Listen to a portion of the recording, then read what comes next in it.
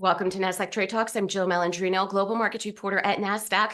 Joining us for this segment, we have Rocco Shields, founder and CEO of Genius Academy, and Chris Gray, founder of Scholly by Sallie. They join us to discuss how education technology companies are leveraging AI to improve and influence educational standards and accessibility. It is great to have the both of you with us. Welcome to Trade Talks. And Rocco, we'll start with you briefly. Give us an overview of Genius Academy. Well, Genius Academy harnesses cutting-edge AI technology paired with the engagement of Hollywood cinema to transform the traditional learning landscape for current and future mental health professionals. So our immersive simulations depict realistic scenarios that enable students to practice and perfect their soft skills. I like to say we're using AI to make humans more human. All right. And Chris, give us an overview of Scholly. Hey, so Scholly, the mobile web app that helps students find money for college. We take the hundreds of millions of dollars, if not billions of dollars, that go unclaimed every year, and we make sure they're accessible. So we use machine learning differently. We are about you giving access to all this money at scale, right? We find that the hardest part about getting money for college is finding it and knowing it's out there. So we leverage technology and we leverage AI to make this to automate this, make this more accessible, and constantly match students with with new different opportunities, all the way from being a high school senior and all the way throughout college. And Rocco, what are some of the challenges associated with the American education ecosystem and curriculum? There are many issues, but maybe just take a moment and imagine if pilots took to the sky with cabins full of people without ever practicing or using a flight simulator. Or would you trust a surgeon who had only read textbooks but never actually practiced a surgery? It's unthinkable, right? But this is how we train mental health professionals without real world practice. We're learning from books and role playing with each other, and then there's no supervision when they go out into the field and practice for the first time on patients in their internships. So no wonder there's a global mental health crisis, right? And so we prepare students across various fields this way, from business to engineering, you name it, risking inadequate preparation for real world challenges. And they struggle when they land their first job or internship. Yeah. Well, Chris, I'm reading here, Scholly, you've provided access to more than $100 million in scholarships. Where is the failure in the system here that students are not taking advantage of hundreds of millions of dollars of money that is accessible to them? A lot of them, until Scholly just didn't know they existed. I actually got over $1 million in scholarships to go to college myself, and some of the scholarships I got literally told me you're one of only few applicants, right? So it's really an awareness issue, right? They're scattered across the internet. So that is really it. But two, there's a lot of myths around scholarships, right? Like one, a lot of people think that they're only for people that are going from high school into college. A lot of scholarships are for people that are currently in college, people that are returning to school, right? So that's another thing that's a big, that's a big thing. And also just you have to filter through so many scams, like, scholarship for your social security number and things like that. So, there was no way that really created like just, the amount of opportunities right in front of you. Yeah. So, and then also just myths about scholarships, like, oh, well, scholarships are only for people that if you're poor, or they're only for merit, or you need to be a straight A student, or you need to be a star sports player. And, if that isn't the case. So I think that when that general aware, as we kind of educate people on the general awareness of all the different scholarships that are out there, and they see that, that's what Scholly does. They start to say, okay, this money is accessible. It's here. Wow. Like, I didn't know this much money is available. So it's just an awareness issue, just dealing with those myths, and also just who people think scholarships are for. Right. I mean, I was a returning adult student, and my perception was always, you get it through the institution, Yep. or you can only get, if you're above a certain income level that you weren't, Yeah. they weren't available to you, or that Yep. you can get multiple scholarships to Yep. pull down that debt. If I knew then what I know now, having spoken to the two of you, Yep. it's a big difference. Yeah. Yeah, exactly. And I love what Rocco's doing, because I think the world is going to be starting to move in universities to more skills-based assessment. So being able to start to evolve and leverage AI and make those that technology and what Genius Academy is doing more accessible, and we're starting to even see scholarship be for skills training, be to be start to be retooled to be upskilled, right? So I think it's going to be really interesting to see how education is going to evolve, and being able to and using upskilling and these skills training platform to make education more accessible and more affordable too at scale. Right. And Rocco, at the end of the day, it sounds like you're bridging the knowledge gap. Yep. Absolutely. We're democratizing access to simulation, if you will, using this power of cinema, right? It's this power that everyone sits and binges every weekend. And so when you take that engagement level and then you pair it with AI that has the ability to analyze large data sets, we can create this proverbial flight simulator and offer it to everyone that has access to a screen affordably. So can anyone access it, or are you partnering with certain institutions, schools, trade schools? How does it work? We've designed Genius Academy to be able to partner with every institution in the world, and we've made our prices affordable to do so. So we offer the ability to supercharge current training for social workers, counselors, psychologists, mental health professionals, even nurses. And we've also partnered with the accreditors as well. So American Psychological Association, they've recognized not just higher education students should have access to this, but current practitioners should, because they've never had this kind of training. Right. And how do you execute on that? Do you partner with film studios, as an example, to create these simulations? What does the back end look like? We have a fully in-house studio in Los Angeles where we're able to actually employ actors that also need, careers and placements that often struggle to get put into Hollywood film sets. So at Genius Academy, there are stars, and we have a fully in-house studio to be able to produce this at scale.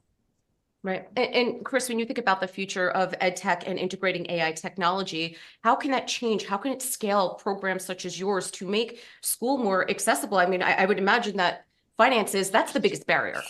Yeah, but when you look at, right now, I mean, there's some universities where the cost of degree of tuition is going up to 90,000 a year, right? So when you look at skills training platforms, boot camps, and all these, it's more accessible and it's more affordable, right?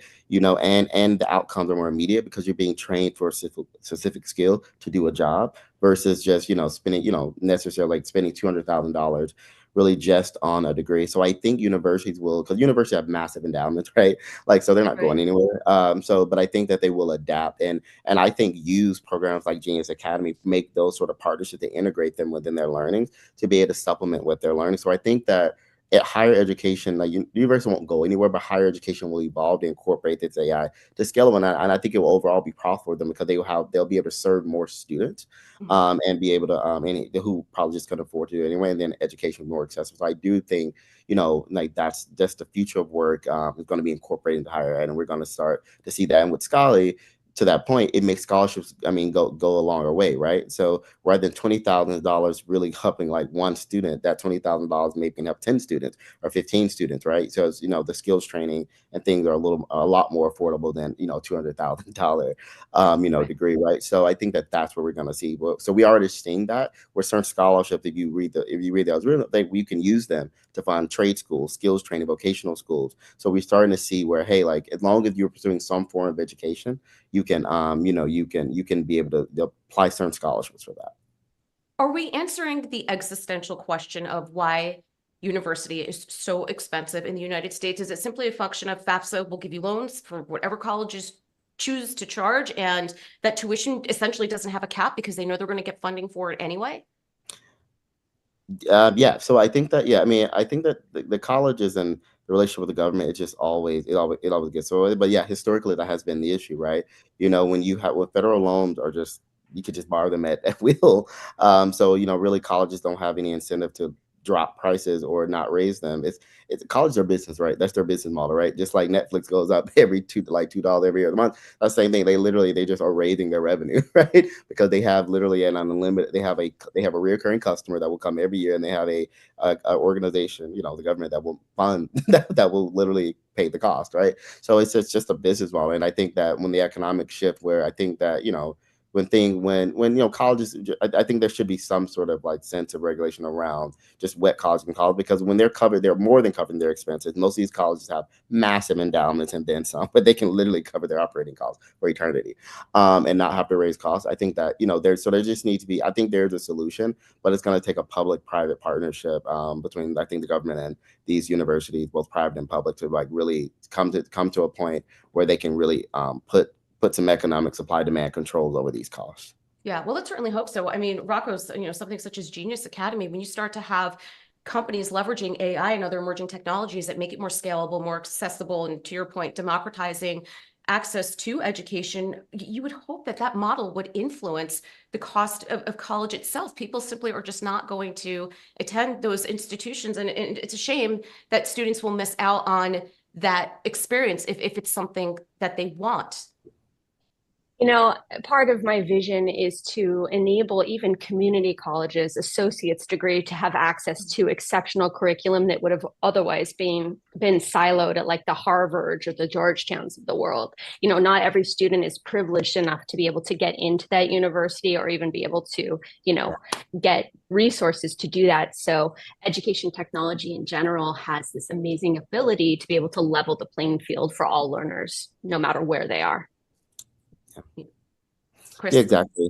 Yeah, exactly. Like, I mean, I agree. I agree. Just agree with everything Rocco said. I think that being able to just, I think this idea university has been and as a person of color, I'm first generation to go to college. Universities have historically presented a classist thing. Oh, where do you go to school, or the fees of that, right? And and that's kind of, and depending, or even the fact of having a degree, right, and not having a degree, right. I think that when I think skills training, which I think university will adopt, will allow, and AI will allow us to democratize access where you're going to be judged on whether you can do the job. And I think that will eventually help with things like discrimination in the workforce or around women, men, people of color, because it's not going to matter. You can do the job if, if you can perform and do the work, you get the job, right? And it's all, and and everything is rated based on that, not based on favoritism, nepotism, and all these other things. It's based on the assessment, the numbers. It speaks for itself. And you can, and again, when you have good training like Genius Academy and other things, you have them to constantly train and master those skills. Where with a university or just these basic things, right? Like it's time constraint, right? Is that you do this course, here it is, and get out, right? Like you got your money and you kind of in the real world. What I love about AI, that AI is it's an infinite and infinitely patient teacher, where it can keep teaching you until you master it. You're not time constrained by that. You're not emotionally constrained by that, and you can really master those skills. And I think when we start to move, and assess those skills, I think we're going to see a lot more equity and democratization of access to education. Yeah, I mean that, and Rocco, that was exactly your point before. You can read all of the medical books you want, but until you go through your residency and you get, in the operating room experience, I don't know the jargon for it, but there's a big difference. So to be able to incorporate on demand learning through AI and simulation, to me just seems like it enhances the process. Yep. Yeah, and not only that, but when you go to get a job after college, you know, your degree is everything, your pedigree. And so I imagine a world where we can even democratize that. And people can be judged on their ability to work with humans in a job that requires human to human interaction. That's what's broken, I believe. And I think we have an opportunity to change it. And AI has the ability to not just help students, but also help teachers and programs supercharge their offering and essentially replicate what would normally take dozens and dozens and dozens of teachers to assess. Yep. Mm-hmm. Yeah, I also think we're at an inflection point socially where pedigree is perhaps not as necessary as it has been in the past. I think we're seeing that play out in real time without, taking the show in that direction, but we're starting to see that where pedigree isn't perhaps the thing it used to be versus having this skill set and being able to execute on the job that it may have been. Yeah, and I absolutely, and I think that that's the work that I focus on, really, in terms of equal. It's not just access, but equality, right? There's a lot of discrimination against women or people of color around whether they can do the job, whatever, right? And it's all just based on assessment. I think that helped democratizes it, absolutely. But I also think, and honestly, like I think every business owner has seen people out on their resumes. You can literally, like, there are literally people who have their they went to Princeton, and no one actually goes and check whether that they actually have a degree, right? Like there's just that happens, right? So I think that when I look at skills training, it not only, it kind of adds that honesty factor where, hey, you can do the skill, like you've proven that you can do the job, right? So it really, it kind of moves away from not only the prestige of where you went to school, but the stacking of the resume, which may or may not be predictive of whether someone can actually perform, which we all have experienced where, oh, on paper, you should be able to do this job, but in execution, you're not performing, right? So I think that's where we're going to start to see that as well, in helping companies hire better talent and more skilled talent who they have proven that can do the job, which helps with retention and less turnover, because they're not firing people in 2 months because the person actually can't perform. Right. But Rocco, I would also argue, though, you still want to have a human-centric element as Yeah. well. I think there's concern out there. Okay, let's say we get 700 resumes for 5 open positions, and we're just going to throw it through AI filters, that perhaps, it takes the human element out of it, or, perhaps just learning by simulation isn't necessarily the experience people are looking for. Would you agree that, it still needs to remain human-centric when you incorporate AI into education? Absolutely. I mean, there is no replacing humans. AI can actually supercharge us. But when you think about, let's say if you've ever looked for a doctor or you've looked for a therapist, how do you know they're good at cognitive behavioral therapy? Just because they list it on their resume, no one can actually watch Yes. someone do it. There's privacy laws. So like this enables us to actually have a better gateway to the soft skills and actually like filter applicants based on their aptitude, rather than just kind of blindly them doing well in an interview. Like anyone could say they could do something, but can they do it? And that's what AI can actually help humans measure. Well, great points. Let's hope this does transform the American education system. Appreciate both of your insights. Thanks for joining us on Trade Talks. I'm Jill Malandrino, Global Markets Reporter at Nasdaq. Thank you. Thank you. Thank you.